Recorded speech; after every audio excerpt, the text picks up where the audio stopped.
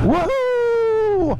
I'm on a Moto Guzzi for the first time in my 40 years of riding bikes. I'm on a Moto Guzzi.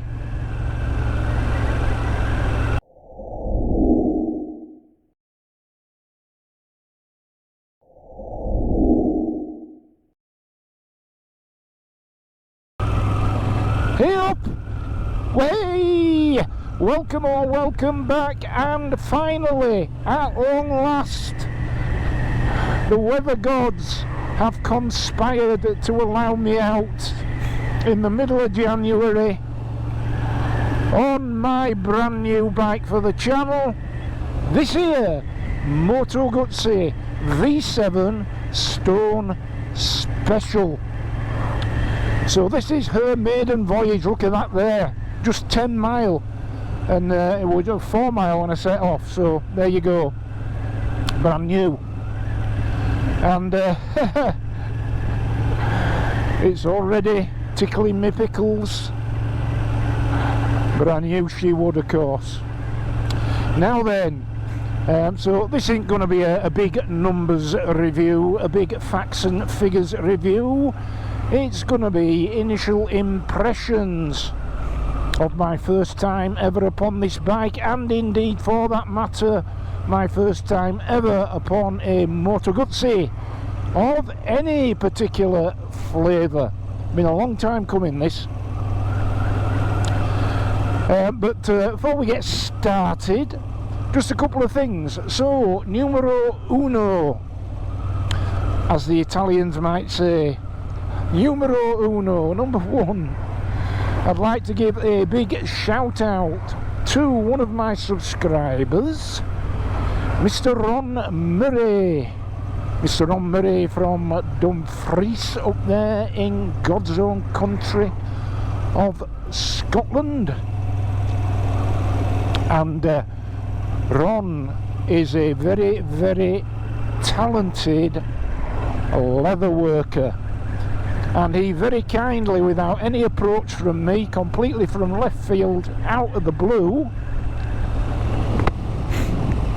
Ron sent me 3 leather keyrings and a number of bottle opener keyrings, all with the Bingley Wheeler logo. And on the leather ones, he sent me 3, a black one, a red one, and a tan one. One for each of my 3 bikes. I'm not only kind enough to emboss them at the front with the Bingley Wheeler, but on the flip side, each of my bikes, Pan-European, Super Meteor 650, and this Moto Guzzi V7. Ron, you are an absolute gentleman, and a very, very obvious talent, because they look top quality. So, in the description below, I'll leave you Ron's email address, which is happy for me to do. If you want any bespoke leather goods making, then get in touch with him. He doesn't just do key fobs, I'm sure he does a lot of other things. He doesn't have a website.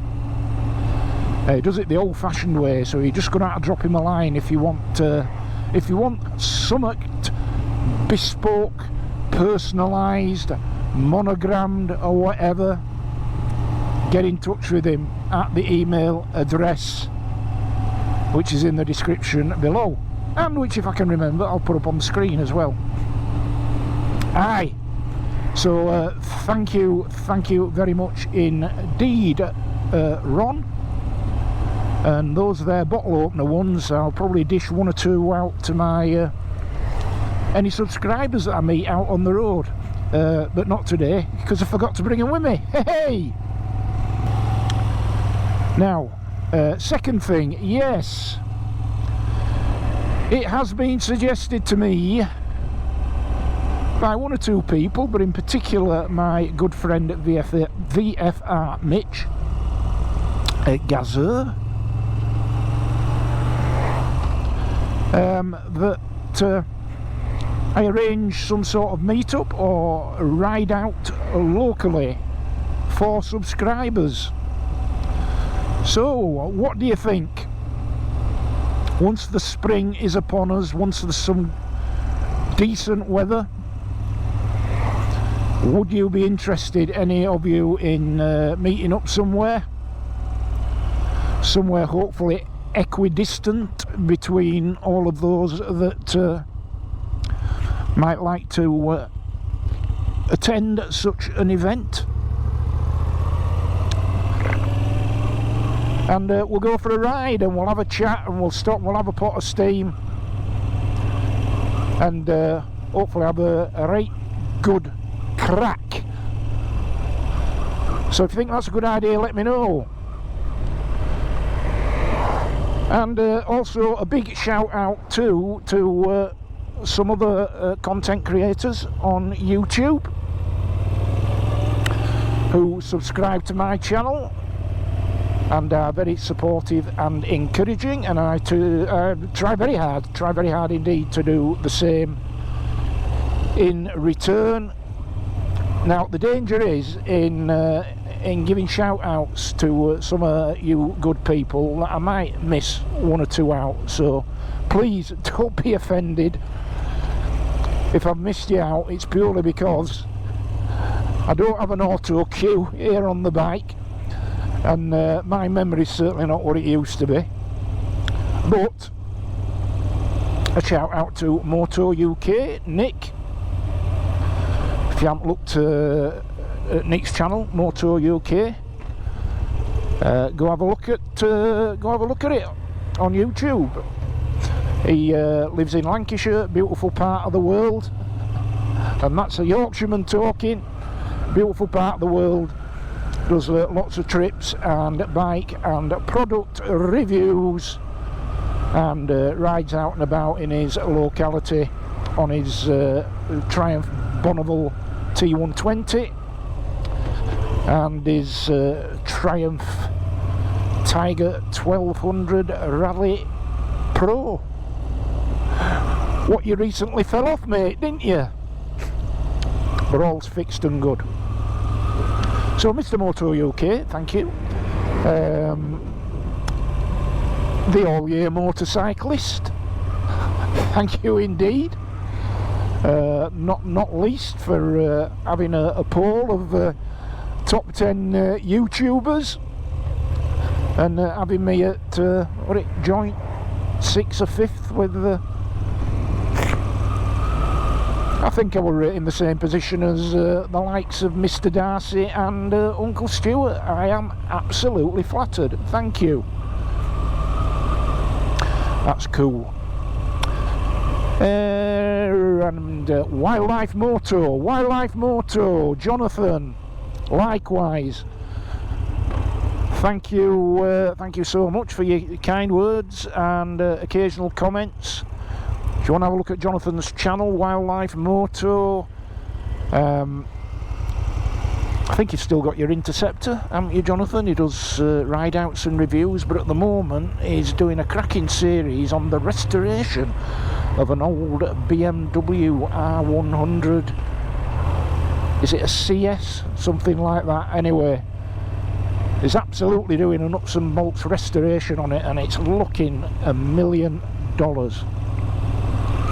So yeah, go check out Wildlife Moto.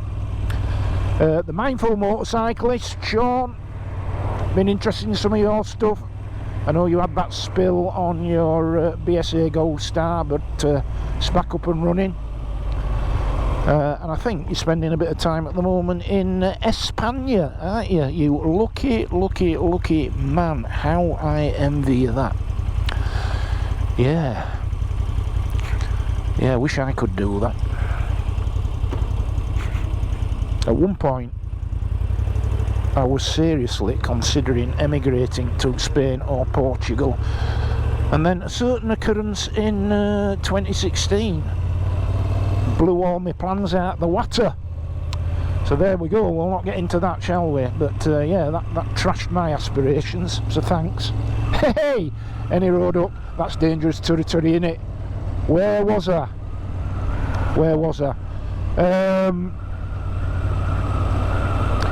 Right, so the Mindful Motorcyclist, yes, Sean, thank you again. Go check him out. My good friend VFR Mitch, of course, check his channel out. And Ian Hughes, Ian, thank you, great channel. Silver Fox Travels, Nick, thank you again, great channel. Ainsworth Rider, James, thank you, great channel. That Bloke on a Motorbike, thank you, loving your stuff at the moment on Northumbria.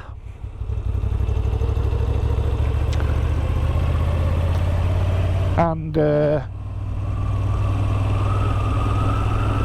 yeah, and recently spoken with Paul, Rider Paul, is that your channel?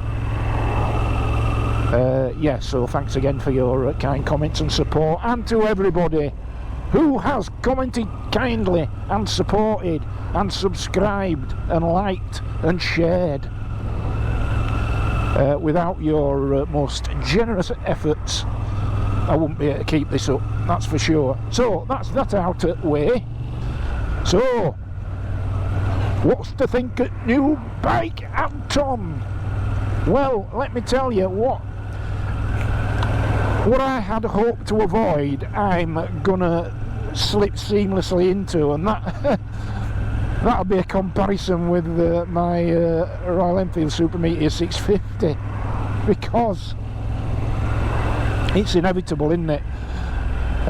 That's the bike I've ridden most over the last few months, and now I've jumped onto this, so there's an inevitable comparison that derives from that very fact.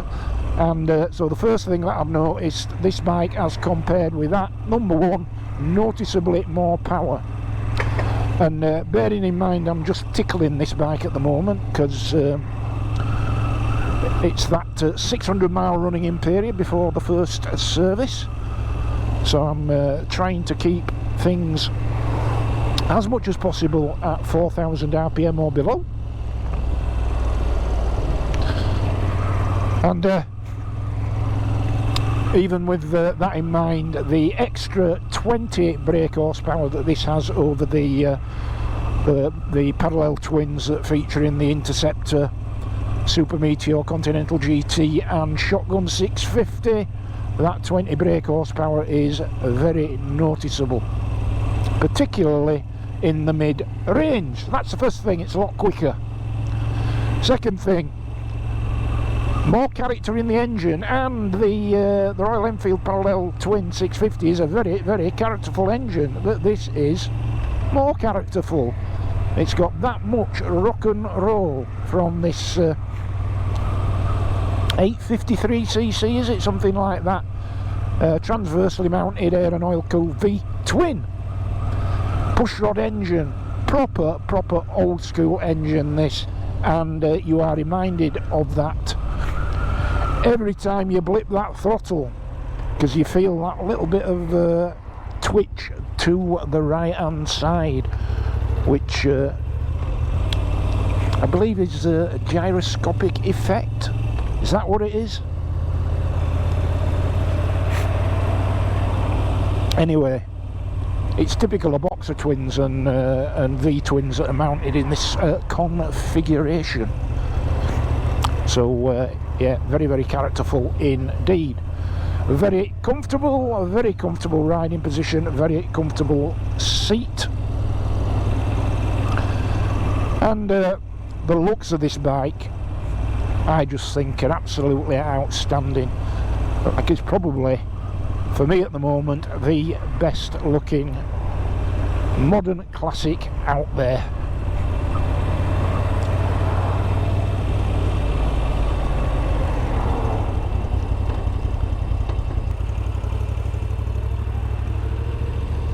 Now, I suppose, since we're here in traffic in the middle of Otley, it's worth commenting upon the fueling, which is absolutely spot on. There's no hunting or surging or reluctance to pull away smoothly at slow speeds. She seems very happy to slip the clutch. And yeah, if you're looking for a modern classic that's gonna double up as a commuter, then I don't think you're gonna have any problems with this bike. Relatively light cable clutch.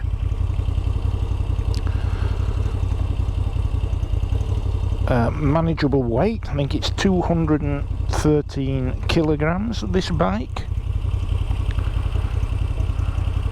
I think that's a dry weight, so it'll be a bit more than that when it's fueled up. And it is, wait for it, a 21 litre fuel tank. 21 litres on a bike which Moto Guzzi claim will do 65 to the gallon. That's got to be sort of 250 mile range territory, hasn't it? 21 litre fuel tank on a bike like this, and when you consider that the Interceptor's fuel tank is 13.7 litres and that the Triumph T100s, what are they, 12 or 15, something like that. So for a bike like this to have a 21 litre fuel tank is one big bonus if you're wanting to go any distance, you know, touring and the like. Gearbox is definitely, look at that, just not even looking, not even a second glance, really. Some people.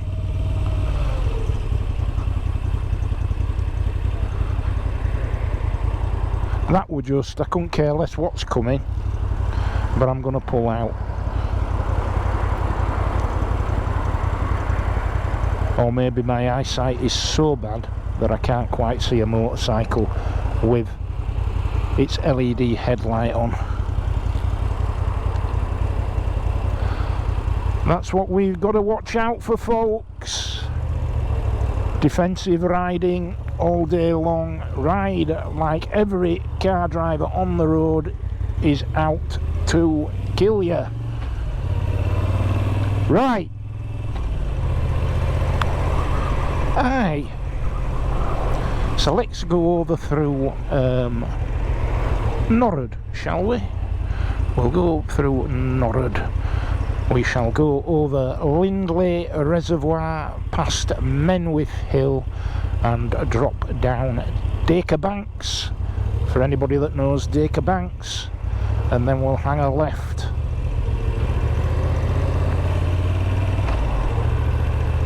To Pateley Bridge, of course, where else? Can't take a bike out on its maiden voyage and not go to Pateley Bridge. It's as simple as that.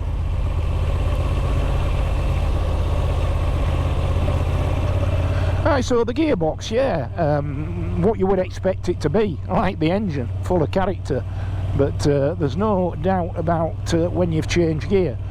I had read some comments that said that to start with, the gearbox on these bikes is a bit mushy. I'm not getting a sense of that whatsoever. I have noticed that it can take a little bit for the gear position indicator to register what gear you're in there, particularly when you're dropping down from third to second and coming to a halt, but really I can live with that. No fuel gauge, but there is an odometer, trip meters, and that should be all the indication that you need, really. Works for me. And of course the elephant in the room on this here bike, hey, is that LCD instrument display there. Now look, I can live with it. Some people can't. They can't do with it being offset, they can't do with it being LCD and not analog. And I get that. And of course it's the same with the Super Meteor, isn't it? offset round dial there.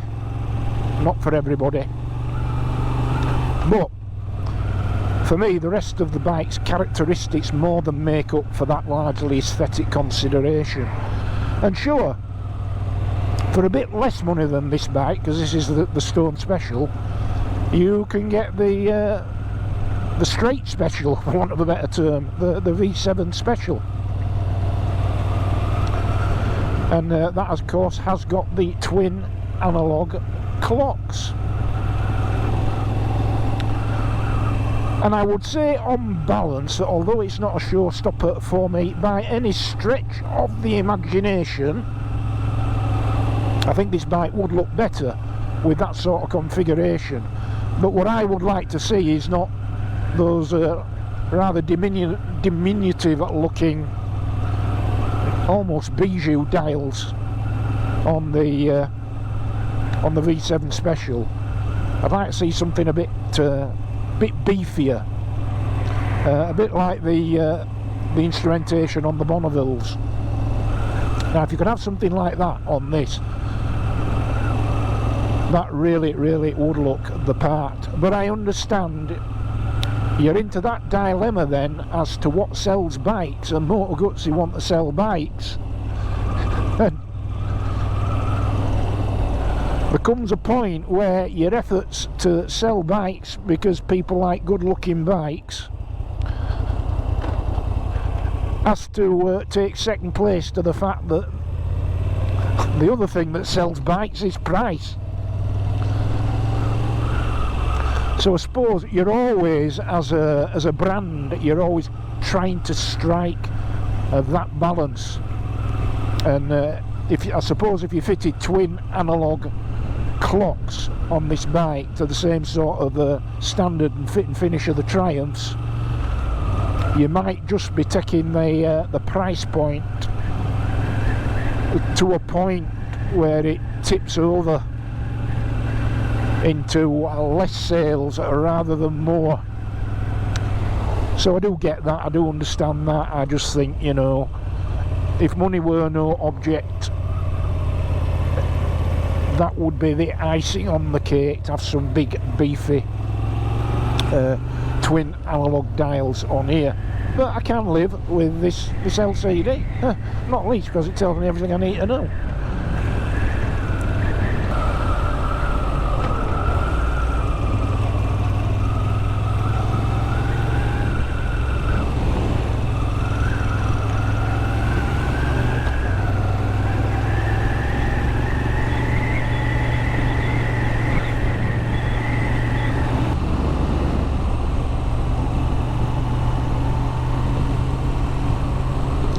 Yeah, so the gearbox on this bike, yeah, it's a 6-speed box, and it's a very positive change.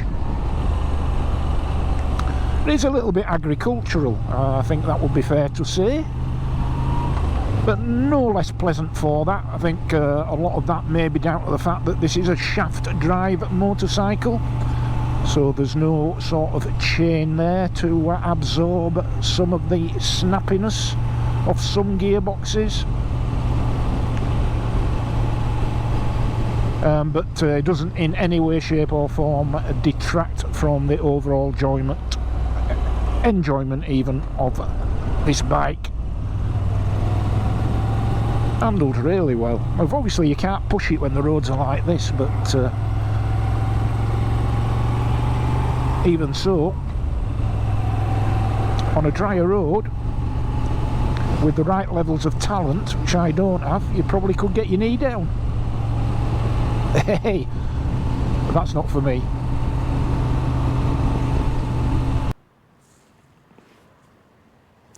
Right then, what did you think of that? Thanks for coming along for the ride. This, the maiden voyage on my Moto Guzzi V7 Stone Special. Special. What an absolutely cracking bike. It looks $1 million, it rides $1 million, it's packed with character, it hasn't disappointed me in any way, shape or form. One of its great strengths is to get filthy dirty on roads like this at this time of year, but that's more to do with the roads than with the bike. And I've no real negatives. I mean, we've discussed the instrument display there and whether it would be better represented with an analogue setup, purely a matter of personal taste, but over and above that, I cannot fault the bike at all. It handles superbly well, the brakes are very strong, very competent, the engine's incredibly tractable, the sound is absolutely glorious, and of course when it comes to riding modern classics, it's all about the experience, and more so about the experience than ultimately it is about the individual strengths and weaknesses of the bike itself. So with that in mind, I shall look forward to many more rides outs on this beautiful machine, particularly as we get into the spring and summer months, though not exclusively so. So just some first impressions and thoughts of this bike, more detailed reviews to come as time goes by, of course. But if you're in the market for a mid-weight modern classic motorcycle and you're looking for a bike with real heritage and legacy and character, then look no further than the Moto Guzzi V7 Stone Special, or the Moto Guzzi V7 Special, or the Moto Guzzi V7 Stone, or indeed the Cafe Racer version of this bike, which is now available. But a fantastic looking thing, perfect fit for me, absolutely loving it to bits. But then you weren't expecting me to say anything else at this stage, were you? Of course not. So if you did like that, please click a like, please subscribe. It makes a massive difference to me. Would you believe that 70% of people that watch this channel don't subscribe to it, even though they very obviously do keep coming back to it? So please click that subscribe, it makes a really big difference to me. And feel free to share, and if you're feeling particularly generous, you might like to buy me a coffee or two by clicking on that super thanks icon below. So that's it for today from this bike, and until the next time then, ride safe, be kind, and I'll see thee